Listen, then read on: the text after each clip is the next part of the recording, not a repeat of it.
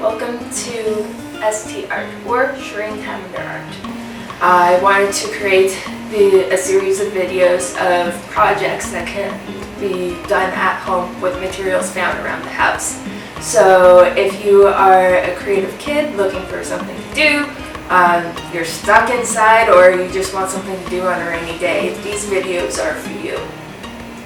Alright, next in Paper Palooza, we are going to pattern paper using shaving cream and food coloring.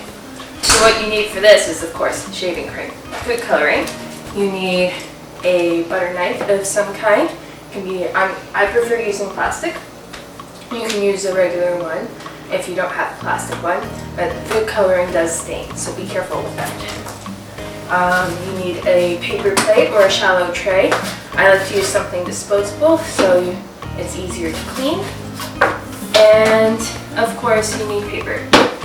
Any type of paper will do. Alright, we're going to start with the shaving cream.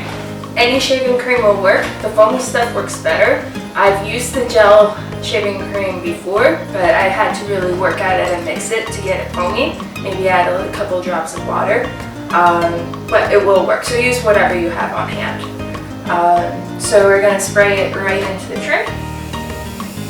So the foamy stuff tends to like to expand. So I'm going to start with that. And I'm just going to spread it around with the knife. You want your tray or your plate, whatever you're using, all nice and covered. It kind of looks like whipped cream. Don't get confused. So next, I'm going to take my colors. So I have red, yellow, and blue, which are the primary colors. So you can make any colors out of the primaries. Most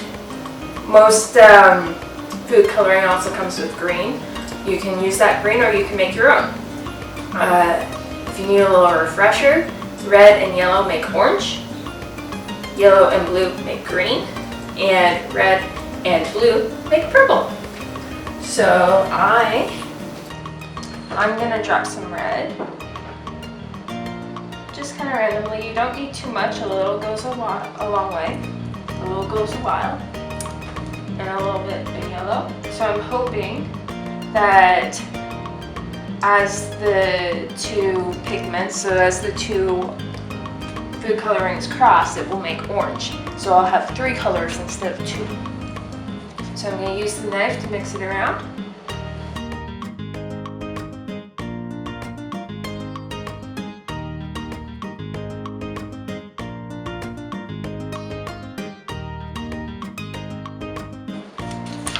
I'm just going to take my sheet of paper. You're going to press it on there. You can kind of see the food coloring starting to come through, right? Don't press too hard because you don't want the shaving cream to come up and over the edges and make a huge mess. You just want to press down enough that, that the paper soaks up the color. So I'm going to peel that back. Ooh, that's pretty. Then I'm going to take my knife, I'm going to scrape some of it off and put it back in.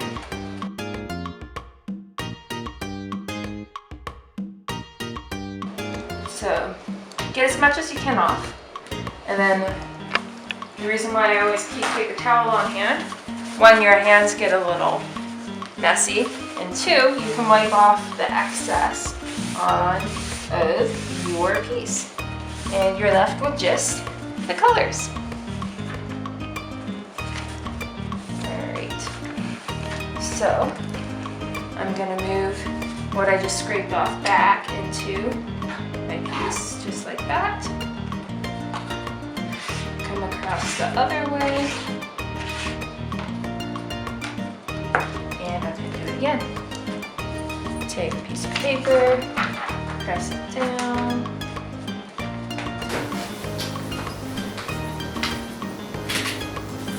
So the colors start showing through on the other side, and you pull it up.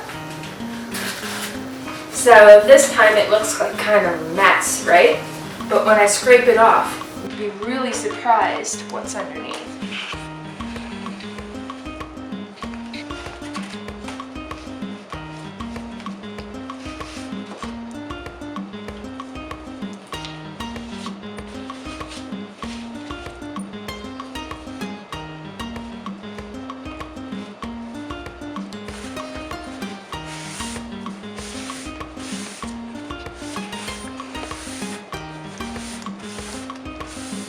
It did not look like that with the shaving cream on. So keep reusing the same tray and get different patterns, because it will become more and more complex, and you'll get more and less dye pushing forward and backward. It is really cool. And you can see that I am starting to get a little bit of orange mixing in. And as I do it more and more, it will become more and more orange. So see what you can come up with the shaving cream technique. You can layer it with the other techniques that we've done so far, and I'm going to show you a little bit later what else can be done with these beautiful pieces of paper that we're making.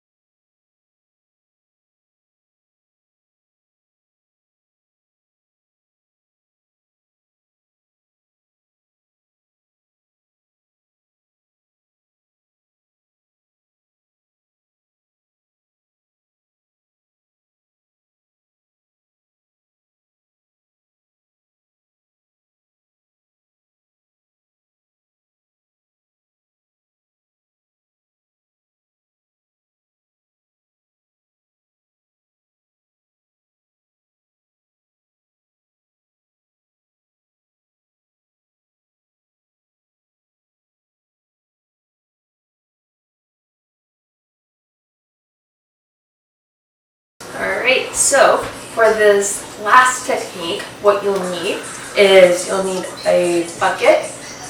It needs to be big enough to fit your paper. If you can't find a bucket big enough, just cut your paper down.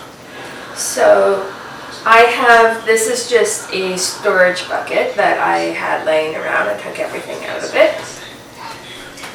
And it is filled with about 2 inches of water. You just need enough water so that the paper doesn't touch the bottom. This is called a water bath. So what we're going to do is we're going to take nail polish. So I'm going to start with this beautiful red color. And I'm just going to drop. So a couple drops in. It will take a little bit for it to start staying on the surface. You don't need much, just a couple of drops here, a couple of drops there, and the water does all the work for you. It will expand it.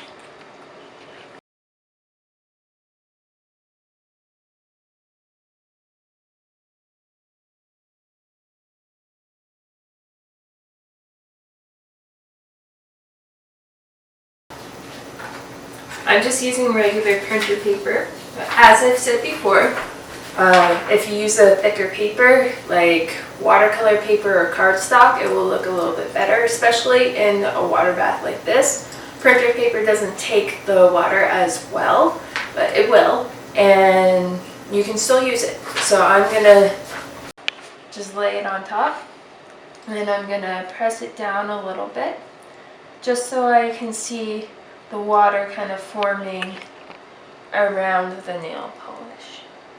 So you can kind of see the shape through the other side of the paper. And I'm gonna pick it up. And you have picked up all those swirls from the nail polish and the water, which is really cool.